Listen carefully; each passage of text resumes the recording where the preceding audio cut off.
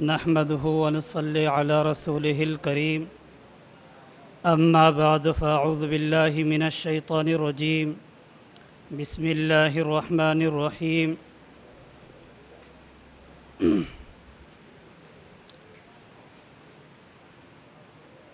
وإذا قرئ القرآن فاستمعوا له وأنصتوا لعلكم ترحمون صدق الله العظيم اللهم صل على محمد وعلى آل محمد كما صليت على إبراهيم وعلى آل إبراهيم إنك حميد مجيد اللهم بارك على محمد وعلى آل محمد كما باركت على إبراهيم وعلى آل إبراهيم إنك حميد مجيد تیسرا سالانہ دورہ تحقیق المسائل جو کراچی میں اپنی شان و شوکت سے رواں دواں ہے، اس دورہ تحقیق المسائل میں آئے ہوئے تمام طلباء کرام اور علماء کرام اس سے مستفید ہو رہے ہیں۔ اس وقت جو مسئلہ ہم نے پڑھنا ہے اس مسئلے کا موضوع آپ کے ذہن میں ہونا چاہیے۔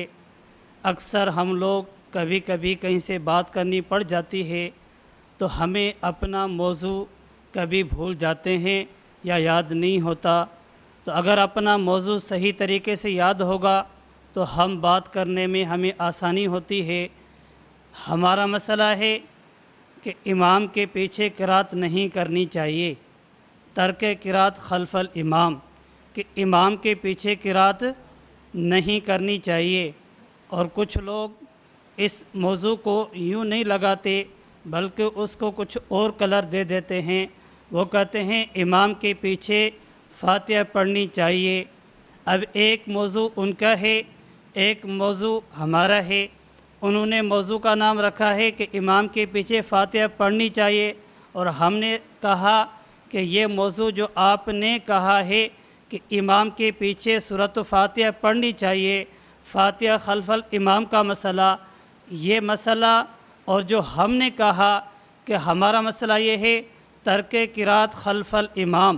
اب ترک قرات خلف الامام کو آپ اٹھائیں گے، کسی بھی کتاب میں آپ جائیں گے، اکثر و بیشتر بزرگ محدث مفسر جہاں پر بھی یہ بحث آئے گی اکثر آپ کو اس میں یہ بات ملے گی کہ یہ باب ہے قرات کے بارے میں، کہ امام کے پیچھے قرات کریں یا نہ کریں۔ اس طرح جب بھی کوئی لفظ استعمال کریں گے تو لفظ قرات استعمال کریں گے، فاتحہ نہیں استعمال کرتے۔ اور یہ ہمارے دوست اکثر یہی لفظ استعمال کرتے ہیں، فاتحہ خلف الامام کا مسئلہ۔ میرے آزمائے ہوئے آپ دنیا میں کہیں بھی جائیں، جب بھی آپ سے بات ہو تو آپ ان سے سب سے پہلے اس موضوع کو اچھی طرح سمجھیں کہ ہم نے بات کرنے کا اسٹارٹ کہاں سے کرنا ہے۔ مجھ سے ایک ساتھی پوچھنے لگا کہ اصل وہ آیا تھا ہمارے ساتھیوں کو تنگ کرنے کے لیے، مجھے پتہ چلا، میں بیٹھا، میں نے کہا چلو ہمیں بتا دو، ہمیں سمجھا دو۔ تو اس نے کہا نہیں آپ مجھے کوئی مسئلہ سمجھا دو۔ میں نے کہا نہیں، آپ مجھے سمجھانے آئیں، وہ مجھے مسئلہ سمجھا دو۔ آخر وہ بول پڑا کہ فاتحہ خلف الامام کا مسئلہ۔ میں نے کہا انا للہ، افسوس ہے آپ پر کہ آپ نے موضوع ایسا شروع کیا جو شاید کسی کتاب میں آپ کو ملے، کہ فاتحہ خلف الامام کا مسئلہ نہیں ہے، ترک قرات خلف الامام کا مسئلہ ہے۔ جب اس نے حدیث پیش کی، اس کو تو نہیں رہی تھی، ٹوٹی پھوٹی جو لفظ پیش کیے، میں نے یہ کہاں لکھی ہوئی ہے، تو وہ فرمانے لگے کہ یہ لکھی ہوئی ہے صحیح بخاری میں۔ میں نے کہا صحیح بخاری میں لکھی ہے، امام بخاری رحمۃ اللہ علیہ کھوئی دیکھ لیتے ہیں وہ بات کیا کرتے ہیں، آپ کی بات کرتے ہیں یا ہماری بات کرتے ہیں۔ جب میں نے ان کو بتایا اس کتاب صحیح بخاری کے جو عنوان دیا گیا ہے وہ بھی یہ دیا گیا ہے باب وجوب القراءۃ للامام والمأموم، میں نے کہا وہ تو کہتا ہے یہ باب ہے قرات کے مسئلے میں اور آپ کہتے ہیں فاتحہ کے مسئلے میں۔ اب مجھے بتائیں آپ ٹھیک ہیں یا امام بخاری ٹھیک ہے؟ وہ اسی وقت چپ رہا۔ الحمدللہ میں آدھا گھنٹہ ان باقی ساتھی بیٹھے ہوئے تھے، ان کو یہ مسئلہ سمجھایا، اس کے بعد دعا ہوگی، میں چلا گیا۔ تو میں عرض کرنے کا مقصد یہی ہے کہ ہم سب سے پہلے یہ دیکھیں کہ ہمیں نے جو بات کرنی ہے وہ بات کس طریقے سے ہم شروع کریں۔ بہرحال آج کا یہ مسئلہ ہے ترک قرات خلف الامام۔ وہ کہتے ہیں امام کے پیچھے قرات کرو، ہم کہتے ہیں نہ کرو۔ اس کو قرآن کریم کی جو آیت ہے اس کو سمجھ لیں۔ اس قرآن کریم کی آیت کے اندر اللہ تبارک و تعالیٰ نے فرمایا ہے وَإِذَا قُرِئَ الْقُرْآنُ فَاسْتَمِعُوا، جب قرآن پڑھا جائے اور آپ سن رہے ہوں۔ جب قرآن پڑھا جائے، استمعوا کا مطلب ہے کوئی بول رہا ہے اور آپ سن رہے ہو، تو جب قرآن پڑھا جائے اور آپ سن رہے ہو تو آپ کو کان لگا کر غور سے سننا چاہیے۔ ہاں اگر ظہر اور عصر میں ہو تو پھر کیا کریں؟ امام تو پڑھ رہا ہوتا ہے، ہمیں تو سننے میں نہیں آتا، ہم کیا کریں؟ اس وقت بھلا پڑھ لیں۔ ہم کہتے ہیں نہیں، اس وقت بھی نہیں پڑھنا، کیوں؟ قرآن کریم کی مخالفت ہو جائے گی۔ قرآن کریم کا جو حکم ہے اس سے ہم انکار والے بن جائیں گے۔ قرآن کریم نے کہا وَإِذَا قُرِئَ الْقُرْآنُ فَاسْتَمِعُوا، جب قرآن پڑھا جائے اور آپ سن رہے ہوں تو کان لگائے غور سے سنیں، آپ پڑھیں نہیں۔ قرآن کے مقابلے میں قرآن پڑھنا یہ گناہ ہے، بالکل یہ اس سے عذاب آ سکتا ہے۔ کیوں؟ آگے دیکھیں وَأَنصِتُوا، ظہر اور عصر میں ہم امام کے پیچھے خاموش ہوتے ہیں اور امام ہمارا پڑھ رہا ہوتا ہے۔ اب بعض مرتبہ ایک بندہ بول رہا ہوتا ہے، دوسری طرف سے کوئی اور بندہ بھی بول رہا ہوتا ہے، تو تیسرا بندہ اس سے یہ سمجھانے کی کوشش کرتا ہے بھائی خاموش ہو جا، پہلی اس کے بات سنو، پہلے خاموش ہو جاؤ، اس کی بات سنو، کچھ کہہ رہا ہے۔ اور پھر ایک طریقہ یہ ہوتا ہے کہ بڑا بیٹھا ہوتا ہے اور چھوٹے خاموش ہوتے ہیں۔ بڑا بیٹھا ہوتا ہے تو چھوٹے خاموش بیٹھے ہوتے ہیں، اس وجہ سے کہ بڑا بیٹھا ہوا ہے۔ اور اسی طریقے سے ہم کہتے ہیں جب ہم نے امام بنا دیا ہے، قرآن نے اسی کی طرف اشارہ کیا ہے وَإِذَا قُرِئَ الْقُرْآنُ فَاسْتَمِعُوا، جب قرآن پڑھا جائے اور آپ کو سننے میں آئے تو کان لگا کے غور سے سنیں۔ ظہر عصر کا کیا مسئلہ ہے؟ قرآن فرماتا ہے وَأَنصِتُوا، تب بھی خاموش رہنا ہے۔ وَأَنصِتُوا، تب بھی خاموش رہنا ہے۔ آپ کو سننے میں آ جائے تب بھی خاموش، سننے میں نہ آ جائے تب بھی خاموش۔ اب کیا ہوگا؟ فائدہ کیا ہوگا؟ فائدہ ہے لعلکم ترحمون، اللہ تبارک و تعالیٰ آپ پر رحمت برسائیں گے۔ اور جب بندہ قرآن کے مقابلے میں قرآن پڑھے گا تو پھر یہ رحمت نہیں بلکہ رحمت کی ضد عذاب ہوتی ہے، پھر عذاب آئے گا۔ اس لیے ہمیں یہ بات ذہن میں رکھنی چاہیے کہ ہمارے لیے بہت بڑے دلائل ہیں۔ آپ اپنے فائل میں دیکھیں گے اتنے دلائل لکھے ہوئے ہیں کہ اگر آپ کو یاد رہیں تو انشاءاللہ کبھی بھی آپ کہیں ہار نہیں سکتے۔ اس لیے ان دلائل کو اپنے ذہن میں رکھیں۔ تو پہلی آیت میں نے جو آپ کے سامنے ذکر کی ہے وَإِذَا قُرِئَ الْقُرْآنُ فَاسْتَمِعُوا وَأَنصِتُوا، چاہے آپ کو سننے میں آ جائے تب بھی خاموش، سننے میں نہ آ جائے تب بھی خاموش رہنا ہے، پھر فائدہ یہ ہوگا اللہ رحمت برسائیں گے۔ کیا مطلب؟ قرآن کے مقابلے میں قرآن نہیں پڑھنا۔ اور یہ تو ہو گئی ایک قرآن کریم کی آیت، اس کی آپ تفاسیر اٹھائیں گے تو تفاسیر کے اندر بھی آپ کو یہی بات ملے گی کہ قرآن کریم جب پڑھا جائے تو آپ نے خاموش رہنا ہے، اور جب آپ احادیث کو اٹھائیں گے تو احادیث کا مفہوم بھی آپ کو یہی ملے گا۔ تو بہرحال عرض کرنے کا مقصد یہ ہے کہ میں اور آپ اس مسئلے کو یوں یاد رکھیں جیسے ہمیں سورۃ الفاتحہ یاد ہوتی ہے، ایسے یاد رکھیں جیسے ہمیں الف اور با یاد ہوتا ہے۔ کیوں؟ نماز آپ شروع کرتے ہیں تو پہلا مسئلہ تکبیر کا ہوتا ہے۔ تکبیر ہم شروع کرتے ہیں تکبیر تحریمہ۔ اب تکبیر تحریمہ آپ نے استاد محترم کے بیان سنے ہوں گے، تو اس پر 3 احادیث موجود ہیں۔ جب 3 احادیث پر عمل کا مسئلہ آتا ہے تو حضرت امام ابو حنیفہ رحمۃ اللہ علیہ فرماتے ہیں اس پہ عمل کرنے کا طریقہ یہ ہے کہ اب دیکھو ہم نہ قرآن کو چھوڑتے ہیں نہ احادیث کو چھوڑتے ہیں۔ بعض لوگ وہ ہیں اگر قرآن کو لیتے ہیں تو احادیث جا رہی ہوتی ہے، اگر احادیث کو لیتے ہیں تو قرآن جا رہا ہوتا ہے۔ ہم کہتے ہیں ہم نہ قرآن کو چھوڑتے ہیں اور نہ احادیث کو، ہم احادیث بھی لیتے ہیں، ہم قرآن بھی لیتے ہیں۔ بہرحال میں عرض کر رہا تھا یہ ایسا مسئلہ ہے جو ہمیں ازبر یاد ہونا چاہیے۔ اب جیسے استاد محترم پہلے فرما رہے تھے تقلید کے مسئلے میں، لوگ سورۃ الفاتحہ کے بارے میں فرمایا، کس نے نہیں سمجھا سورۃ الفاتحہ کو تو لڑائی اسی پر ہو رہی ہے کہ آپ امام کے پیچھے کیوں نہیں فاتحہ پڑھتے، اور کچھ اس مسئلے کو نہیں سمجھے تو اسی لیے لڑتے ہیں کہ آپ نے جو 10 جگہ پکائی ہیں اس کے اوپر فاتحہ نہیں پڑھی، اس لیے آپ کی قبول نہیں ہے۔ اور ہم اہل سنت والجماعت احناف دیوبند والے، ہم قرآن کو سمجھتے بھی ہیں اور عمل بھی کرتے ہیں۔ آپ اسی سورۃ الفاتحہ کو اٹھائیں جس پہ ان کی لڑائی ہے، آپ اس کو تھوڑا سا کھولیں اور تشریح میں چلے جائیں، آپ کو ایک ایک بات یوں ملے گی، آپ حیران ہو جائیں گے۔ اور یہ دینے والے کون ہیں؟ یہ علماء دیوبند ہیں، یہ ہمارے استاد محترم، اللہ ان کی زندگی میں برکت عطا فرمائے، اللہ ان کی حفاظت فرمائے۔ ان کی کبھی تشریح آپ نے سنی ہوگی بیانوں میں۔ استاد محترم فرماتے ہیں پورے قرآن کریم کے اندر پارے کتنے ہیں؟ 30 پارے، اور سورتیں کتنی ہیں؟ 114 سورتیں اور 30 پارے۔ اس پورے قرآن کریم کے اندر اللہ تبارک و تعالیٰ نے 6 مضامین کو بیان فرمایا ہے، اور پھر وہ 6 مضامین، 6 کے 6 مضامین جو اللہ نے پورے قرآن کریم میں بیان فرمائے وہ کون سے ہیں؟ نمبر 1 توحید، نمبر 2 رسالت، نمبر 3 قیامت، نمبر 4 احکام، نمبر 5 ماننے والے، نمبر 6 نہ ماننے والے۔ اب یہ 6 کے 6 مضامین، یہ 6 کے 6 نمبر اللہ تبارک و تعالیٰ نے پورے قرآن کریم والے اللہ تبارک و تعالیٰ نے اس سورۃ الفاتحہ کے اندر ذکر فرمایا۔ اب اس پورے قرآن کریم کا خلاصہ یہ سورۃ الفاتحہ، یہ ہے دیوبند۔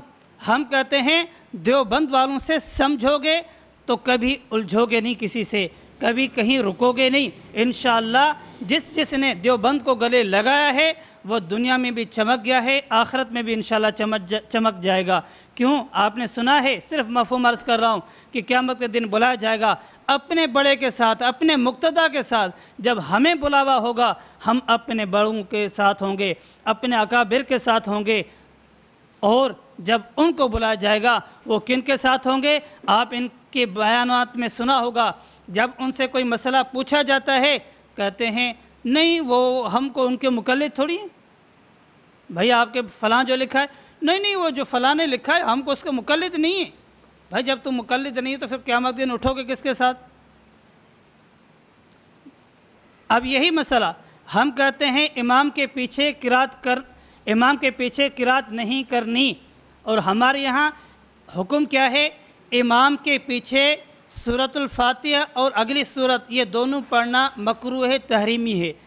اور ان کے یہاں آپ محمد رئیس ندوی جو ہیں ان کو اٹھائیں گے، وہ کہتا ہے فرض ہے سورۃ الفاتحہ پڑھنا، اور اگر نہیں پڑھی تو نماز نہیں ہے۔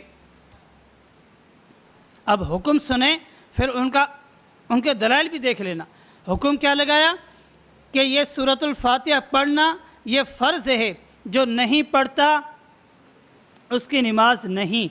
نمبر 2، آپ حافظ محمد گوندلیوی کو دیکھیں، وہ بھی کہتا ہے امام کے پیچھے جو ہے فاتحہ پڑھنا یہ فرض ہے۔ آپ ان کی کتاب میں دیکھو نا، قرات کا لفظ کم ملے گا، اس میں اکثر یہ لفظ ملے گا فاتحہ فاتحہ فاتحہ۔ اور آپ سیاست کی کتاب اٹھائیں اور کتاب اٹھائیں، ان میں اکثر یہ لفظ ملے گا، اس لفظ پہ توجہ کرنا، اس میں اکثر یہ لفظ ملے گا کہ یہ مسئلہ ہے قرات کے بارے میں، اور یہ کہتے ہیں فاتحہ۔ اب انہوں نے بھی یہ لکھا ہے کہ فاتحہ پڑھنا فرض ہے اور جو نہیں پڑھتا اس کی نماز نہیں ہے۔ آپ آگے اور دیکھ لیں، خیر الکلام کے اندر وہ کہتے ہیں کہ امام کے پیچھے فاتحہ پڑھنا فرض ہے، جو نہیں پڑھتا اس کی نماز باطل ہے۔ اور ڈاکٹر شفیق الرحمان کو بھی دیکھیں، وہ بھی یہی کہتا ہے کوئی بھی نماز ہو، سنت ہو، فرض ہو، واجب ہو، کسی بھی نماز میں اگر آپ نے فاتحہ نہیں پڑھی تو نماز نہیں ہوگی۔ اب یہ سارے حکم لگاتے گئے، اب کسی کو سمجھ بھی نہیں آیا کہ مسئلہ کیا ہے۔ اس لیے استاد محترم فرماتے ہیں نا کہ عقل مند ہونا کافی ہے، عقل مند ہونا بس، جو کام کرے، جو ہمارے پاس تخصص کے لیے آئے، اتنا ہو کہ وہ عقل مند ہو اور آ کر کام کرے۔ تو عقل مندی ہونا یہ اللہ کی بہت بڑی نعمت ہے، بہت بڑی نعمت ہے۔ جب عقل ہوتی ہے نا، بندہ کہاں سے کہاں چلا جاتا ہے، جب عقل نہیں ہوتی تو اوپر سے نیچے گرنے میں دیر نہیں لگتی۔ دعا کرو اللہ تبارک تعالی ہم سب کو کامل اور صحیح عقل نصیب عطا فرمائے۔ تو پہلی جو میں نے آیت ذکر کی، اب ان کی دعویٰ دیکھو اور ہماری دعویٰ۔ ہم نے کہا ہم امام کے پیچھے सूरत अल-फातिहा और उसके बाद वाली सूरत इसकी किरात करना मकरूह तहरीमी है। और उन्होंने क्या किया कि किरात करना क्या फ़र्ज़ है, सूरत अल-फातिहा का पढ़ना फ़र्ज़ है, किरात का लफ्ज़ नहीं, सूरत अल-फातिहा पढ़ने का फ़र्ज़ है। अब हमने जो कुरान करीम की आयत पेश की, व इज़ा क़ुरिअल क़ुरआनु फ़स्तमिऊ व अन्सितू लअल्लकुम तुरहमून, ये आयत इजमा है इस पर कि ये आयत कुरान करीम की ये जमात की नमाज के लिए है। ये जो कुरान करीम की आयत नाजिल हुई ये जमात के लिए हुई है, जमात के अलावा पर नहीं है। बाज़ लोग कहते शायद ये जमात के लिए नहीं, ये पक्की बात है, इस पर इजमा है हमारा कि इस पर इजमा, ये बिल्कुल वाज़ेह तौर पर दलील है कि ये आयत कुरान करीम की इस पर इसलिए नाज़िल हुई कि इमाम के पीछे किरात नहीं करनी चाहिए। अब आगे आप अहादीस भी एक देख लें।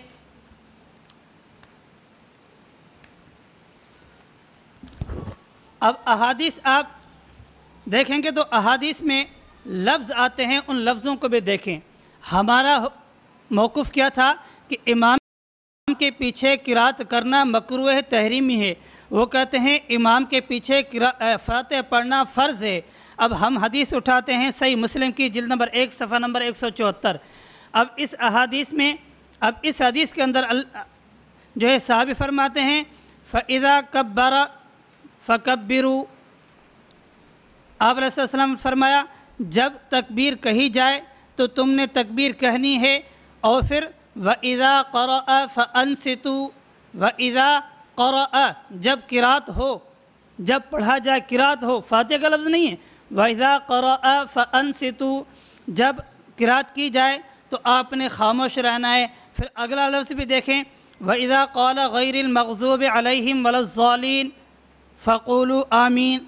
इस हदीस के इस टुकड़े को देखें, आप अलैहिस्सलातु वस्सलाम ने जो हमें नमाज सिखलाई सहाबा को, सहाबा ने हमें सिखलाई, उसमें क्या लफ्ज़ आया है कि एक बंदा नमाज पढ़ा रहा है जिसको इमाम कहा जाता है और एक बंदा पीछे खड़ा है जिसको मुक्तदी कहा जाता है।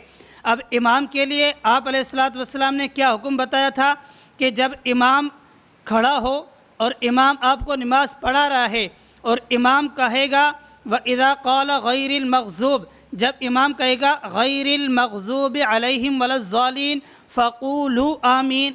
अब इस हदीस ने हमें समझाया एक काम वो था जो इमाम का था, एक काम वो है जो मुक्तदियों का है। अब मुक्तदियों का काम अलहदा है और इमाम का काम अलहदा है। अगर हम उनकी बात मान लेते हैं, फातिहा को पढ़ना शुरू करें, तो इस हदीस की भी मुखालफत होती है। क्यों? इस हदीस में आया है इमाम जब कहे गैरिल मग़ज़ूबि अलैहिम वलज़्ज़ालीन तो फिर आपने कहना है आमीन। तो मालूम हुआ कि हमें दोनों को काम अलहदा अलहदा दिया गया। हम मुक्तदी हैं तो हमारा काम है आमीन कहना, और हमारा इमाम जब खड़ा होता है उसका काम है सूरतुल फातिहा में पूरी सूरतुल फातिहा पढ़ना, उसके बाद अगली सूरत पढ़ना, हमारा काम है खामोश रहना। और अगर ये बात मान ली भी जाए थोड़ी देर के लिए, अगर उनकी बात माननी भी जाए कि सूरतुल फातिहा पढ़ें, अगर एक बंदा आधी सूरतुल फातिहा में आकर नमाज में शामिल हुआ, इमाम पढ़ रहा है इहदिनस सिरातल मुस्तकीम, और एक बंदा आकर कहता है अल्लाहु अकबर, नमाज में आके शामिल हो गया। अब मुझे बताओ, इमाम ने तो कहा गैरिल मग़ज़ूबि अलैहिम वलज़्ज़ालीन, और ये अगर पढ़ना शुरू करे तो इसकी सूरतुल फातिहा पूरी नहीं हुई, इमाम ने पूरी कर ली। अब ये हदीस में आता है कि आप आमीन कहें, पीछे वाले मुक्तदियों को आमीन कहना चाहिए। अब मुझे बताओ कि अब करेंगे क्या? अगर लेते हैं हदीस तो पूरी पे अमल नहीं होता, और अगर कुरान पे जाएंगे तो कुरान तो कहता नहीं पढ़ना। अब इनके पास दलील कोई भी नहीं है, कोई भी नहीं है इस मसले पर, इनके पास दलील कोई भी नहीं है, सिर्फ ढगोसले। जब भी पेश करेंगे ना, एक हदीस जो सही बुखारी की पेश की जाती है वो भी आधी पेश करेंगे, आधी, कभी भी पूरी नहीं। इनका काम ही ये है, जैसे वो कहा जाता है ना, एक किसी को मवाली को किसी ने कहा कि आप नमाज क्यों नहीं पढ़ते, उसको एक ही लफ्ज़ था, उसने कहा ला तक़रबुस्सलाह। आप तो माशाल्लाह उलमा है, समझ गए ना। वो कहता है ला तक़रबुस्सलाह, नमाज की तरफ करीब नहीं जाना। कहते हैं भाई नमाज तो पढ़नी चाहिए। कहता है फ़वैलुल लिल मुसल्लीन, भाई नमाज तो नहीं पढ़नी। अब जैसे ने नहीं पढ़नी तो ऐसे बहाने ढूंढेगा ना, वो कहता है थोड़ा आगे तो पढ़ ले, अब आगे नहीं पढ़ेगा, क्यों, आगे पढ़ेगा तो फंसेगा। तो इसीलिए इन लोगों का भी यही काम है कि न कुरान पूरा पढ़ेंगे जो आयत पेश करेंगे, न अहादीस पूरी पढ़ेंगे। आप वही अहादीस जो सही बुखारी में मौजूद है उसी अहादीस को लें। वो क्या है, उसमें ये लफ्ज़ मौजूद हैं कि जो भी इमाम के पीछे खड़ा हो, ला सलाता लिमन लम यक़रा बिफ़ातिहतिल किताब, उसमें सिर्फ यही लफ्ज़ मौजूद हैं कि जिसने फातिहा नहीं पढ़ी उसकी नमाज नहीं। तो मुझे बताओ, हमारा इमाम जिसने अभी ज़ोहर नमाज पढ़ाई उसने सूरतुल फातिहा पढ़ी थी कि नहीं? तो वो इसमें शामिल नहीं है, वो भी इसमें शामिल है। तो हमारे इमाम ने पढ़ ली तो हम खामोश हो गए। और ये दुनिया का उसूल है, जब भी कोई एक बंदा बात करता है तो सारे खामोश होकर सुनते हैं, सारे खामोश होकर सुनते हैं। मुझे बताओ, अब उस्ताद मोहतरम सुबह बयान फरमा रहे थे, सबक पढ़ा रहे थे, तो हम सारे क्या कर रहे थे? सुन रहे थे। क्यों? इस वजह से कि एक जब बोलता है तो दूसरा खामोश होकर सुनता है, और अगर जब यहाँ से भी बोले वहाँ से भी बोले तो सुनेगा कौन? मैंने जैसे आपको बताया ना, कुरान के मुकाबले में कुरान पढ़ना ये गुनाह है, इससे अज़ाब आ सकता है, ज़िलज़िला आ सकते हैं, इसलिए इसको छोड़ें। हम देख रहे हैं, आप देखो एक कुरान करीम है, अब इनकी थोड़ी देर के लिए इनकी बात अगर मान ली भी जाए, अब वो कहते हैं कि जिसने भी फातिहा नहीं पढ़ी उसकी नमाज नहीं है, चलो हम पढ़ना शुरू कर दें। अब कुरान करीम को देखें, अब कुरान करीम फरमाता है, अल्लाह ने फरमाया व इज़ा क़ुरिअल क़ुरआन फ़स्तमिऊ। अब असर की जो है ना मगरिब की नमाज हो रही है, इमाम पढ़ रहा है, फ़स्तमिऊ, यहाँ कुरान का हुक्म आ गया। और यहाँ इनकी थोड़ी देर के लिए अगर दलील मान ली भी जाए, ला सलाता लिमन लम यक़रा बिफ़ातिहतिल किताब, अब यहाँ कहता है पढ़ो, और यह कुरान करीम की आयत क्या कर रही है? न पढ़ो। अब कुरान करीम की आयत कहती है नहीं पढ़ना, और अहादीस कहती है बकौल उनके, अहादीस कहती है पढ़ना है। तो अब हम कहाँ जाएं? कुरान को लेंगे तो हदीस जा रही होती है, और हदीस को लेंगे तो, अब समझ में आ गया मसला? अब तो समझ में आ गया ना। वो कहना क्या चाह रहे हैं? वो ये कहना चाह रहे हैं कि आप कुरान को छोड़ो, आप इधर आ जाओ। जब आप हदीस पे पहुँचेंगे ना, जब वो ये कहना चाहते कुरान को छोड़ो, आप हदीस पे आ जाओ। जब हदीस पे पहुँचेंगे ना, फिर कहेंगे हदीस को छोड़ो, मेरी बात मान लो। आप इनके किसी बंदे से बात करो, जब बात करोगे ना, वो कहता है मैं शाम मौलवी साहब से पूछ के बताऊंगा, चला गया ना। ये कहता मैं अहादीस को देखकर बताऊंगा, तो हम कहते वाकई आप सच्चे। वो कहता है कुरान को छोड़ दिया, कहता है अहादीस में आए, जब अहादीस में पकड़ करोगे कहता मैं मौलवी साहब से पूछ के बताऊंगा। वाह तुम्हारी अकल, वाह तुम्हारा मज़हब। इसलिए हम कहते हैं देवबंद वालों से मिल जाओ ताकि तुम चमक जाओ, इस वजह से कि हम न कुरान छोड़ते हैं न हदीस छोड़ते हैं। अब यही हदीस, यही कुरान करीम की आयत हम कहते हैं व इज़ा क़ुरिअल क़ुरान फ़स्तमिऊ लहू व अंसितू लअल्लकुम तुरहमून। जब आप नमाज पढ़ रहे हो इमाम के पीछे तो आपने किरात नहीं करनी, तो इस पर अमल हो गया कि नहीं हो गया? अब हम आते हैं अहादीस की तरफ। इस हदीस को देखेंगे जो सही बुखारी की वही पेश करते हैं। वो कहते हैं इमाम के पीछे फातिहा पढ़ना चाहिए। हमने इसी हदीस को देखा कि एक नहीं, दो नहीं, तकरीबन 9 हवाले आपके फाइल में मौजूद हैं। क्या है उनका खुलासा? यही है कि सब बुजुर्ग ये फरमाते हैं कि जब भी आप अकेले हों, ये जो हदीस है ये अकेले की नमाज के लिए, जब आप अकेले नमाज पढ़ रहे हों तो फातिहा भी पढ़ें, उसके बाद वाली सूरत भी पढ़ें। अब देखो दोनों भी अमल हो गया। ला सलाता लिमन लम यक़रा बिफ़ातिहतिल किताब, जामिया तिरमिज़ी उठा के देखेंगे उसमें ख़ुद मौजूद है, इज़ा काना वहदहू, ये उसके लिए जो अकेला हो। हम इसीलिए कहते हैं कि हम देवबंद वाले हैं, हम अहलुस सुन्नत वल जमात अहनाफ देवबंद वाले हैं। हमारे मसलक का नाम है अहलुस सुन्नत वल जमात अहनाफ देवबंद। क्या मतलब? हम दीन नबी से लेते हैं, तशरीह सहाबी से लेते हैं तो हमारा दीन कामिल आता है। तुम दीन तो नबी से लेने की कोशिश करते हो और तशरीह अपनी मौलवी से लेते हो, तभी फंस जाते हो।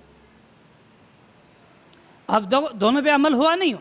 अब हमने कुरान की आयत देखी, उस पर भी अमल हो गया, इमाम के पीछे नहीं पढ़ते। और इसी हदीस जो वो पेश कर रहे थे हमने उसी को जामिया तिरमिज़ी में देखा, उसमें तशरीह सहाबी मौजूद थी जिन्होंने फरमाया इज़ा काना वहदहू, जब अकेले होंगे तो पढ़ेंगे, जब इमाम के पीछे होंगे हम कुरान पे अमल करके नहीं पढ़ते। ایک تو عقلی دلیل میں بیچ میں بھی ذکر کر گیا کہ جب ایک بندہ بات کر رہا ہوتا ہے باقی خاموش ہو کر سن رہے ہوتے ہیں، ایک بندہ جب بات کر رہا ہوتا ہے باقی خاموش ہو کر سن رہے ہوتے ہیں، اس کی ایک اور عقلی دلیل یاد رکھنا، ہم مغرب، عشاء اور فجر ان 3 نمازوں میں قرات زور سے کرتے ہیں، اور ظہر اور عصر ان دونوں میں آہستہ کرتے ہیں۔ اس کی ایک وجہ یہ ہے کہ مغرب، عشاء اور فجر ان تینوں نمازوں کے اوقات، یہ تینوں نماز کے اوقات ایسے ہیں جو ٹھنڈے وقت میں ہیں، اور ظہر اور عصر یہ ایسے وقت میں نمازیں ہیں جس میں سورج اپنی تپش کو ظاہر کر رہا ہوتا ہے، اور جب بڑا، ایک مثال سمجھیں، جب بڑا اپنے جوش میں ہوتا ہے، اپنے غصے میں ہوتا ہے، اپنے جلال میں ہوتا ہے، تو سامنے بیٹھنے والے سامعین ہمیشہ خاموش رہتے ہیں۔ جب استاد کلاس میں آئے اور اس کو غصہ ہوتا ہے تو ساری کلاس والے سناٹے میں رہتے ہیں، اور جب استاد اپنے موڈ میں ہوتا ہے، اپنی خوشی میں ہوتا ہے، اب اس سے بندہ بات کر سکتا ہے، تو پھر سارے مذاق کر رہے ہیں، استاد سے، اپنے بڑے سے سارے مذاق کر رہے ہوتے ہیں، کوئی کیسی مذاق، کوئی کیسے حوالے کر رہے ہوتے ہیں۔ تو معلوم ہوا جب بڑا جلال میں ہو تو میں نے خاموش رہنا ہے، اور جب بڑا جلال میں نہیں بلکہ جمال میں ہو تو ہم بول پڑتے ہیں۔ آپ ظہر اور عصر کو دیکھو، سورج اپنی تپش دکھا رہا ہوتا ہے، تو اس لیے ہم اللہ کی جلال کو دکھا رہا ہوتا ہے، ہم خاموش ہوتے ہیں، اور مغرب، عشاء اور فجر میں اللہ کی جمال کی صفت کا ظہور ہوتا ہے، اس لیے ہم بھی، ہمارا امام بول پڑتا ہے الحمدللہ رب العالمین الرحمن الرحیم مالک یوم الدین۔ تو معلوم ہوا کہ ہم جب بڑا جلال میں ہو تو ہم خاموش رہتے ہیں، اور بڑا جمال میں ہو تو ہم بھی بول پڑتے ہیں۔ اور اس حدیث کو دیکھیں گے، لا صلاۃ لمن لم یقرأ بفاتحۃ الکتاب، اگر وہی صحیح بخاری والے دیکھیں تب بھی ہمارے حق میں ہیں، اگر جامع ترمذی دیکھیں تب بھی ہمارے حق میں۔ اب ہم نے دیکھا صحیح بخاری والی تو سمجھ میں آ گئی نا، صحیح بخاری میں کیا تھا کہ جس نے بھی فاتحہ نہیں پڑھی، ہمارا امام تو فاتحہ پڑھتا ہے، ہماری نماز ہو گئی، وہ بھی ان کی دلیل چلی گئی۔ اب دوسری دیکھو جامع ترمذی والی، اس میں 9 حوالے آپ کے صفحے میں موجود ہیں آگے۔ تو اب 9 حوالے، یہی ان کا مفہوم ہے کہ جب آپ اکیلے ہو تو پھر نماز کے جب آپ اکیلے ہیں تو آپ نے فاتحہ پڑھنی، جب امام کے پیچھے ہوں گے تو نہیں پڑھیں گے۔ اب ہم نے یہ موقف آپ کو بتا دیا، آپ نے ذہن میں رکھنا ہے۔ اب ایک بات یہ ذہن میں آ گئی، اب آگے دوسری حدیث بھی دیکھ لیں جو سنن نسائی کے اندر اور سنن ابن ماجہ کے اندر بھی موجود ہے، اس میں بھی یہ لفظ ملتے ہیں فَإِذَا كَبَّرَ فَكَبِّرُوا وَإِذَا قَرَأَ فَأَنصِتُوا وَإِذَا قَرَأَ فَأَنصِتُوا۔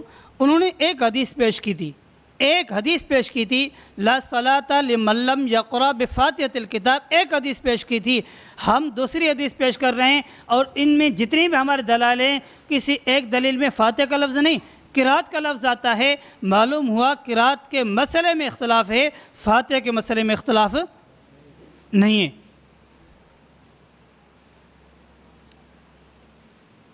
آپ سوچ رہے ہوگے سائیں ان سے بات کرنا مشکل ہے، کیوں؟ جب بھی ان سے بات کرتے ہیں ان کی تیاری ہوتی ہے، ہماری تیاری نہیں ہوتی۔ سچ پوچھو، جب آپ دلیری کے ساتھ کام کرو گے نا، میں قسم اٹھاؤں ہاں سے نہیں ہوتا، آپ استاد محترم کی، ہمارے لیے جو استاد محترم کی دعائیں ہیں، یہ ان کا فیض ہے جو ہم آپ کے سامنے بیٹھے ہوئے ہیں، ان کے پاس ایک رتی برابر کوئی ڈرنے کی بات نہیں ہے۔ اس جمعہ جو ابھی جمعہ گزر گیا ہے، اس جمعے کو میں وہاں سنجھورے میں جمعہ پڑھایا، جمعہ پڑھانے کے بعد مجھے ساتھی بیٹھے نوجوان، انہوں نے آ کے کچھ پرچیاں دی، صحیح اس کے جواب دے دو۔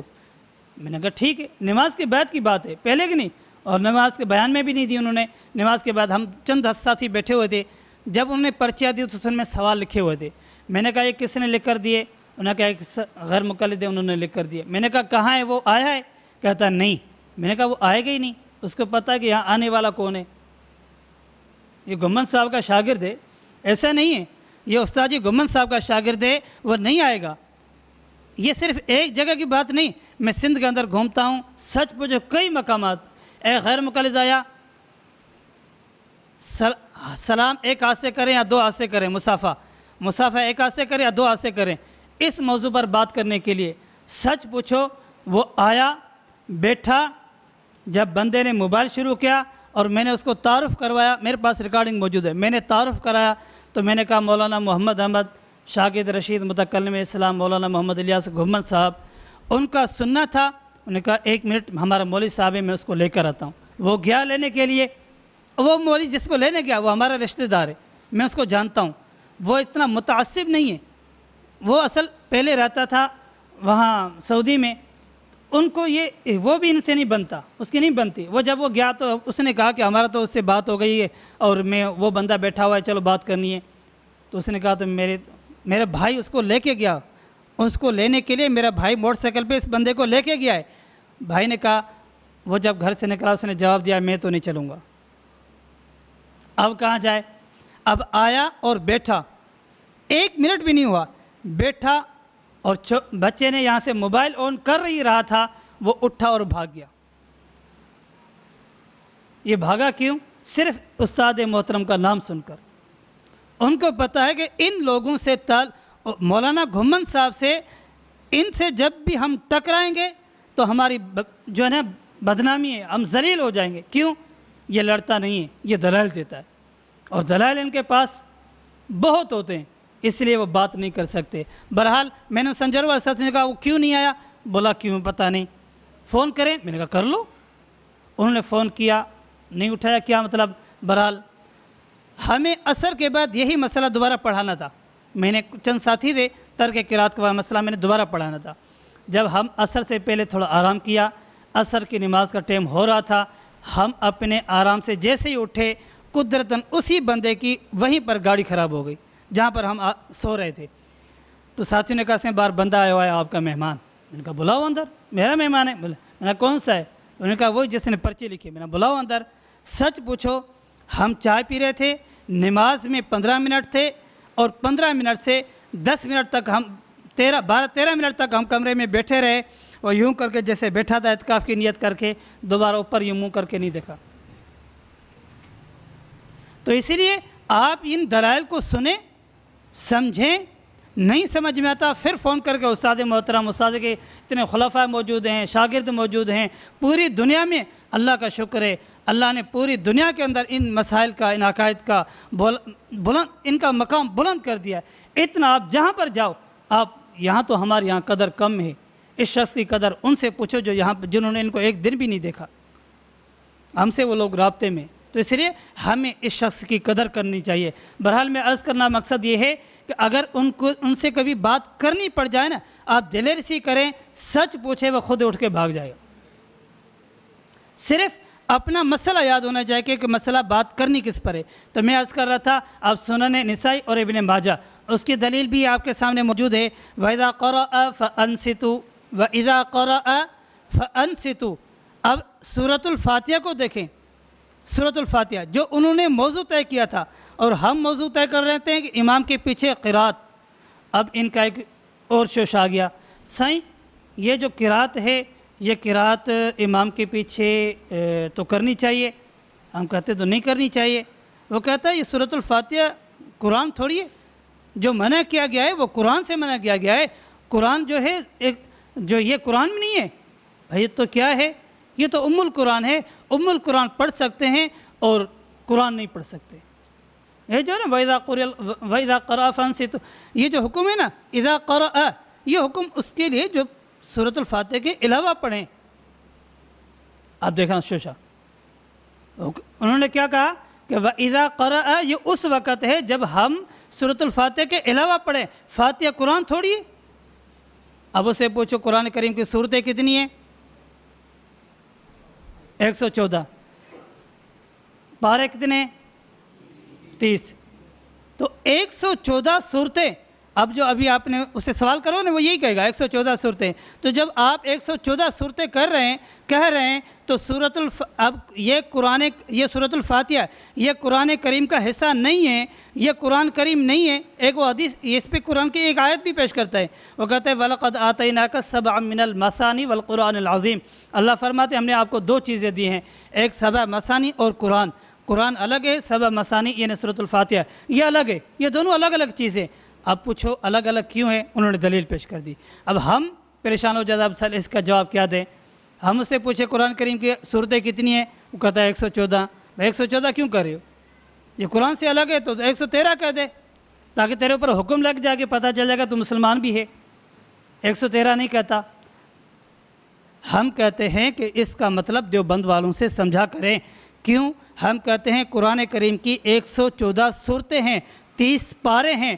اس 30 پارے جو ہیں نا, یہ 30 پارے الف لام سے لے کے والناس تک, یہ 30 پارے جو ہیں یہ پورے کا خلاصہ سورۃ الفاتحہ ہے.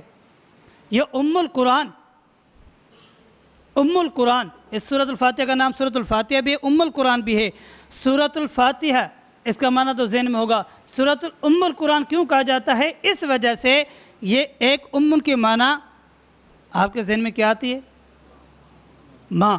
ایک ام کے معنی خلاصے کے بھی آتے ہیں. ہم کہتے ہیں اس کا نام سورۃ ام القرآن بھی ہے, اس لیے یہ پورے قرآن کریم کا خلاصہ ہے. آپ کہو گے اس میں خلاصہ کیسے؟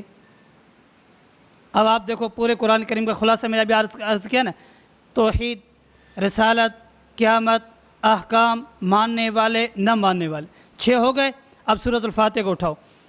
بسم اللہ الرحمن الرحیم, الحمدللہ رب العالمین, الرحمن الرحیم.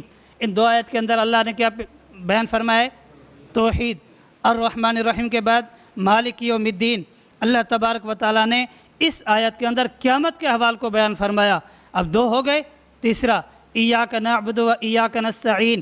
ان 2 آیات میں اللہ تبارک و تعالیٰ نے احکام کو بیان فرمایا. اور چوتھا اہدنا الصراط المستقیم صراط الذین انعمت علیہم, اہدنا الصراط المستقیم صراط الذین انعمت علیہم. اس کے اندر اللہ تبارک و تعالیٰ نے رسالت اور ماننے والوں کو بیان فرمایا. غیر المغضوب علیہم ولا الضالین, غیر المغضوب علیہم ولا الضالین, نہ ماننے والوں کا ذکر فرمایا. اب آ گیا نا, یہ پورے قرآن کریم کا خلاصہ ہے, تبھی تو ہم کہتے ہیں قرآن کریم کا خلاصہ آ گیا ہے. اب اس پہ استاد محترم کا ایک بہت تفصیلی بیان ہے. قرآن کریم سورۃ الفاتحہ جو ہے یہ قرآن کریم کا خلاصہ ہے. جب آپ اس کو سنو گے نا, اب آپ کو پتہ چلے گا اس میں کتنی بڑی تشریح ہے. اور یہ صرف ہم نے پہلے نہیں سنا, یہ استاد محترم سے سنا ہے. اور جب استاد محترم کا آپ بیان سنو گے نا, آپ کو بیان کرنے بھی مزہ آئے گا اس کے. بہرحال میں عرض کر رہا تھا ہمارا موضوع کیا ہے کہ امام کے پیچھے قرات نہیں کرنی. ان کا موضوع کیا ہے کہ امام کے پیچھے فاتحہ پڑھنی ہے. ہم نے قرآن کریم کی آیت پیش کی تو حدیث پہ عمل نہیں ہو رہا تھا نا. قرآن کریم پہ عمل کرتے تو حدیث پہ عمل نہیں ہو رہا, اور اگر حدیث پہ عمل کریں تو پھر قرآن کریم پہ عمل نہیں ہو رہا. اس لیے ہم کہتے ہیں کہ ہم اہل السنت والجماعت احناف دیوبند والے ہیں. یہ جو ہم کہتے ہیں نا ہم اہل السنت والجماعت احناف دیوبند والے ہیں, یہ ہم یوں نہیں کہتے. اس پر بھی دلائل موجود ہیں, اس پر بھی دلائل موجود ہیں. آپ یوم تبیض وجوہ و تسود وجوہ, اس آیت کی تفسیر اٹھائیں گے الدر منصور فی تفسیر ماثور کے اندر. اس آیت کی تفسیر کے اندر موجود ہے جن کے چہرے قیامت کے دن چمک رہے ہوں گے وہ کون ہوں گے؟ ہم اہل السنت والجماع. لفظ موجود ہیں. حضور صلی اللہ علیہ وسلم نے فرمایا, صحابہ نے عرض کیا ایسے کون مراد ہیں؟ حضور اکرم صلی اللہ علیہ وسلم نے فرمایا ہم اہل السنت والجماع. ہم کون ہیں؟ اہل السنت والجماعت والے. اس وجہ سے کہ ہمیں یہ نام دینے والے بھی حضور کی ذات ہے. اور پھر آگے میں صرف خلاصہ عرض کر رہا ہوں, زیادہ تفصیل تشریح میں نہیں جا رہا. ہم کہتے ہیں ہم حنفی ہیں, ہم احناف حنفی ہیں. حنفی کیوں؟ اس وجہ سے کہ ہم امام ابو حنیفہ رحمۃ اللہ کی طرف نسبت کرتے ہیں, اور نسبت اس وجہ سے کرتے ہیں, نمبر 1 قرآن کریم میں ان کے آنے کا اشارہ موجود ہے. سورہ جمعہ آیت نمبر 3 وآخرین منہم لما یلحقوا بہم. اس آیت کی تفسیر کتاب التفسیر سے بخاری جلد نمبر 2 کے اندر اٹھا کے دیکھیں گے. امام جلال الدین سیوطی رحمۃ اللہ فرماتے ہیں اس سے مراد امام ابو حنیفہ رحمۃ اللہ علیہ. صحیح بخاری کی جو تفسیر ہے نا اس کا خلاصہ عرض کر رہا ہوں, جو حضرت امام جلال الدین سیوطی رحمۃ اللہ علیہ فرماتے ہیں اس سے مراد امام ابو حنیفہ رحمۃ اللہ علیہ. نمبر 2 یہ ایسے امام ہیں, ہم اور آپ بہت خوش نصیب ہیں کہ اللہ تبارک و تعالیٰ نے ہمیں جو پیغمبر دیا وہ بھی سید الانبیاء, سارے نبیوں کے سردار دیا. جو ہمیں کتاب دی وہ بھی سارے کتابوں کی سردار دی. اور ہمیں جو صحابہ دیے اور ابو بکر صدیق جیسا صحابی دیا، ایسا جو سب کے سردار رہے، اور پھر ہمیں اللہ تبارک و تعالیٰ نے امام بھی ایسا دیا جو چاروں امام کے سردار ہیں، جو چاروں امام ہیں ان میں سے سردار امام ابو حنیفہ رحمۃ اللہ علیہ، جو ڈائریکٹ صحابہ کے شاگرد ہیں۔ ایسے نہیں ہیں، 70 صحابہ کا زمانہ پایا ہے اور 6 صحابہ ایک صحابیہ سے سبق پڑھا ہے، ان کے شاگرد ہیں۔ تو میں عرض کر رہا تھا کہ ہم حنفی ہیں، اور آپ کہو گے دیوبند، ہم دیوبند کہتے ہیں اس کو جو دین میں نہ کمی کرتا ہو نہ زیادتی کرتا ہو۔ جو دین میں ایک جگہ بیان کر رہا تھا کوٹڑی میں، تو انہوں نے، میں جب یہ تھوڑی سی تفصیل کر لی تو انہوں نے کہا دیوبند یہ ہے کیا؟ تو میں نے کہا دیوبند اس کو کہتے ہیں، وہ بالکل داڑھی منڈا آدمی جو سوال کر رہا تھا بالکل داڑھی بھی نہیں تھی، صحیح ہے کیا دیوبند؟ میں نے کہا دیوبند وہ ہے جو دین میں نہ کمی کرتے ہیں نہ زیادتی کرتے ہیں، وہی دین پیش کرتے ہیں جو آپ علیہ الصلوۃ والسلام ہمیں دے کے گئے، جو صحابہ نے ہمیں دیا ہے۔ تو اس لیے ہم کہتے ہیں اہل السنت والجماعت، دین نبی سے، اہل السنت دین نبی سے، تشریع صحابی سے، پورا دین آپ پر اس پہ عمل ہو گیا، قرآن کی آیت پہ عمل ہو گیا، احادیث پہ عمل ہو گیا۔ اب ایک دو ان کے شعشہ ہوتے ہیں، ان کو بھی تھوڑا سا سمجھ لیں کہ وہ شبہ کیسے پیش کرتے ہیں، اور ان شبہ کا جواب دینا ہماری ذمہ داری ہے، اور ہمیں ان چیزوں کو یاد رکھنا چاہیے۔ ایک بات وہ یہ کہتے ہیں کہ سورۃ الفاتحہ جو ہے نا، یہ سورۃ الفاتحہ قرات نہیں ہے، یہ سورۃ الفاتحہ قرات نہیں ہے، بلکہ بعد والی سورت جو ہے یہ قرات ہے۔ اس پر ایک حدیث ذہن میں رکھ لینا جو صحیح بخاری کے اندر موجود ہے، جلد نمبر 1 صفحہ نمبر 103 پر، کہ اس میں یہ لفظ موجود ہیں۔ حضرت ابو ہریرہ فرماتے ہیں کہ آپ علیہ الصلوۃ والسلام تکبیر اور قرات کے درمیان ایک دعا پڑھتے تھے۔ وہ دعا کیا ہے؟ اللہم باعد بینی و بین خطایا۔ اب یہ دعا پڑھتے تھے کس کے درمیان؟ تکبیر اور قرات کے درمیان، یہ لفظ اس پر موجود ہے حدیث میں، تکبیر اور قرات کے درمیان یہ دعا پڑھتے تھے۔ ان کی بات دیکھ لیں، وہ کہتے ہیں سورۃ الفاتحہ یہ قرات نہیں ہے۔ جب ہم نے دیکھا ان کی بات اگر مان لیتے ہیں کہ اگر سورۃ الفاتحہ قرات نہیں ہے تو ان سے کہو کہ اب سورۃ الفاتحہ پوری کرو، پھر اللہ اکبر کہہ کے تکبیر تحریمہ شروع کرو، پھر اگلی سورت شروع کرو، تاکہ آپ کی تکبیر اور قرات ان دونوں کے درمیان یہ دعا ہو جائے، سورۃ الفاتحہ نہ ہو جائے، کیونکہ سورۃ الفاتحہ قرات تو نہیں ہے نا، انہوں نے قرات پڑھنی ہے نا، قرات تو ہے نہیں ان کے نزدیک۔ اب یہ کہاں جائیں گے؟ ہم نے دلیل پیش کی ہے کہ فاتحہ قرات ہے، کیوں؟ آپ علیہ الصلوۃ والسلام تکبیر تحریمہ اور قرات کے درمیان یہ دعا پڑھتے تھے۔ اب تکبیر تحریمہ اور قرات کے درمیان اگر دعا ہوگی تو پھر قرات کہاں سے شروع ہو رہی ہے؟ ہمارے یہاں تو الحمد سے شروع ہوگی، ان کے یہاں قل اللہ سے شروع ہو، قل اعوذ برب الناس سے شروع ہو۔ ہم یہ نہیں کہتے کہ تم خناس ہو، قرآن بھی فرماتے ہیں کچھ ایسے شخص ہوتے ہیں جو خناس قسم کے ہوتے ہیں، اس لیے جب آپ دعا کریں تو من شر الوسواس الخناس کی بھی دعا کیا کریں۔ اور میں آپ سے خصوصاً کہتا ہوں آپ یہ دعا مانگا کریں اللہ سے کہ اللہ ایسے خناس، میں نے شروع میں آپ کو بتایا نا وہ کیا کہتے تھے، فاتحہ پڑھنا فرض ہے، نہیں پڑھی تو آپ کی نماز نہیں ہوگی۔ کبھی بھی یہ مسئلہ آپ نے ان کو یہ نہیں دیکھا ہوگا کہ یہ مسئلہ لے کر کسی دیہات میں جا کر کسی بے نمازی کو سکھاتے ہوں۔ اکثر یہ کس کو سکھاتے ہیں؟ وہ لوگ جو نماز پڑھاتے ہیں، آپ کی نماز نہیں ہے۔ اس وجہ سے کہ جو آپ شیطان کی کوشش ہوتی ہے کہ نماز پڑھے نا، پھر دوسرے نمبر پہ کوشش اگر پڑھیے تو قبول نہ ہو، بس پڑھیے تو قبول نہ ہو۔ تو میں عرض کر رہا تھا یہ کہتے ہیں سی ہم قرات تھوڑی کرتے ہیں، آپ نے تو کہا وَإِذَا قَرَأَ فَأَنصِتُوا، جب قرات کریں تو خاموش رہیں۔ ہم قرات کے وقت تو پڑھتے ہی نہیں ہیں، سورۃ الفاتحہ قرات تھوڑی ہے۔ تو ہم نے صحیح بخاری کی حدیث پیش کی ہے، وہی کتاب جس کا نام وہ بار بار پیش کرتے ہیں۔ میری بات سمجھ میں آ رہی ہے؟ جس کو وہ بار بار پیش کرتے ہیں ہم اسی کو پیش کریں، اسی میں موجود ہے کہ حضور اکرم صلی اللہ علیہ وسلم تکبیر تحریمہ اور قرات کے درمیان یہ دعا پڑھتے تھے۔ اب تم ایسے کریں، ان سے کہیں تم ایسے کریں، تکبیر تحریمہ سے پہلے سورۃ الفاتحہ پڑھ لیں، اس کے بعد تکبیر تحریمہ کہیں، پھر قل اللہ پڑھ لیں، تاکہ آپ کی نماز پوری ہو جائے گی۔ کبھی اس نے ایسے کیا ہے؟ تو میں آپ کو پڑھ رہا تھا نا، لا تقربوا الصلاۃ، اب سمجھ میں آیا؟ فویل للمصلین، تو یہ پوری بات کرتے ہیں آدھی بات کرتے ہیں؟ ہمیشہ آدھی بات کرتے ہیں، پوری بات نہیں کرتے۔ اور یہی بات حضرت انس رضی اللہ تعالیٰ عنہ سے بھی مروی ہے، وہ فرماتے ہیں آپ علیہ السلام بھی، حضرت ابو بکر، حضرت عمر، یہ دونوں جب بھی نماز کے اندر قرات شروع کرتے تو قرات شروع کرنے سے پہلے، اور قرات جب شروع کرتے تو الحمد سے شروع کرتے، تکبیر تحریمہ پھر الحمد سے یہ قرات شروع کرتے۔ اور یہی بات، یہ تو صحیح مسلم موجود ہے، اور اس میں سنن نسائی میں، اور صحیح مسلم میں کیا ہے؟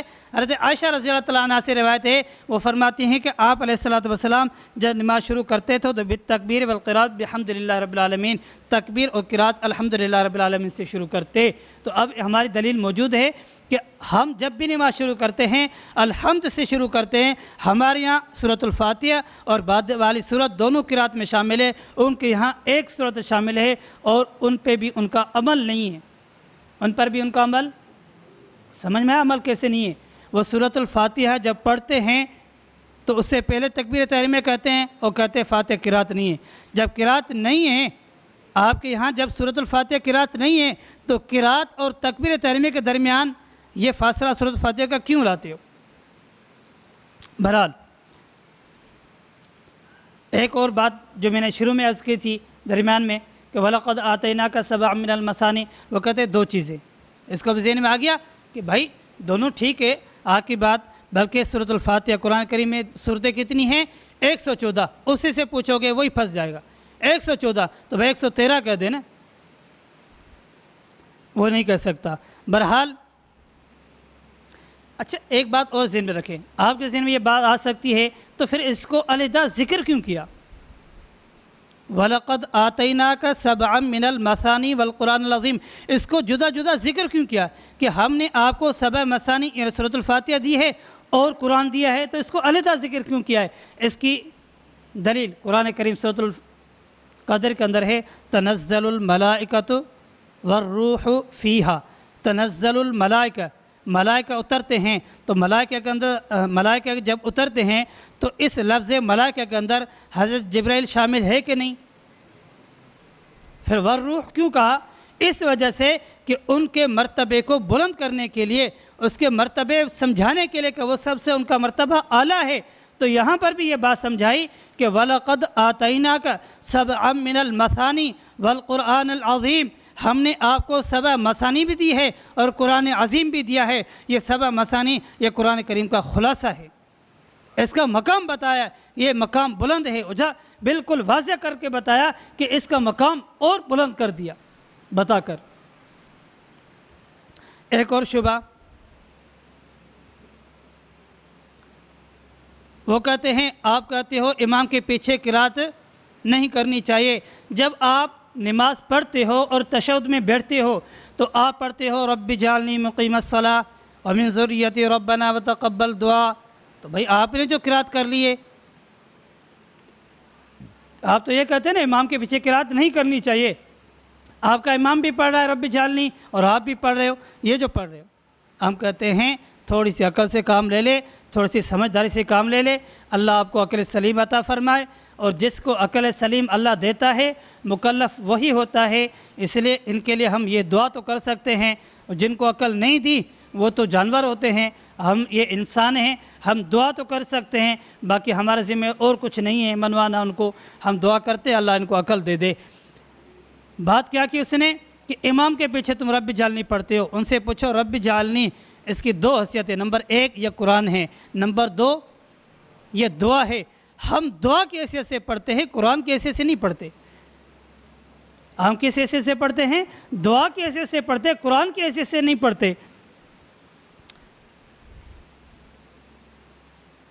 ایک اور بات ان کی، وہ کہتے ہیں کہ آپ تو کہتے ہیں کہ امام جب پڑھے تو آپ نے خاموش رہنا ہے، اب ان کی دلیل ہے نا بالکل کوئی حیثیت نہیں ہوتی، وہ پیش کرتے ہیں، جب بندے کو تھوڑا سی بات سمجھ میں آ جائے نا بندہ خود بخود ان کی غلطیاں نکالے گا۔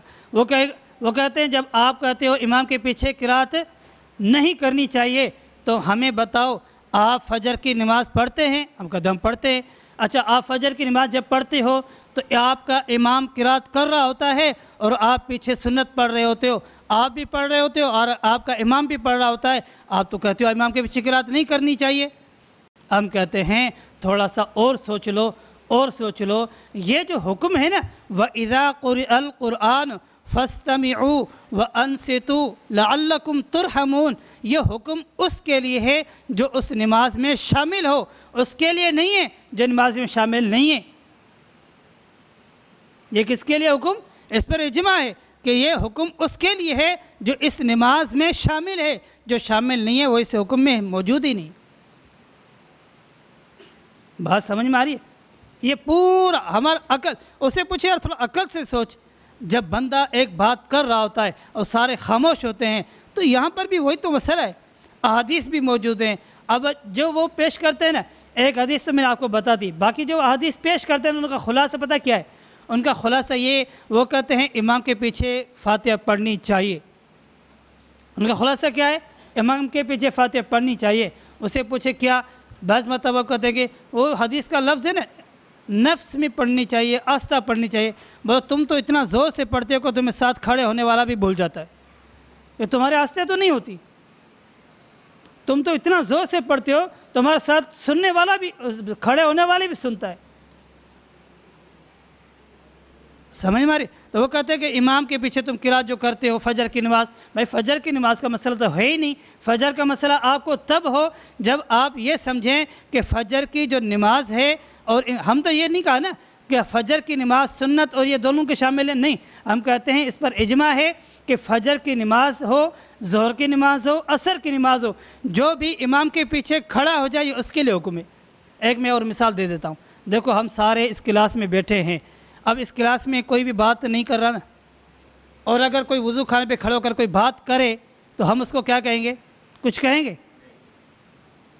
یا دروازے سے باہر کھڑے ہو کر کوئی بات کر رہا ہو تو ہم اس کو ڈانٹیں گے؟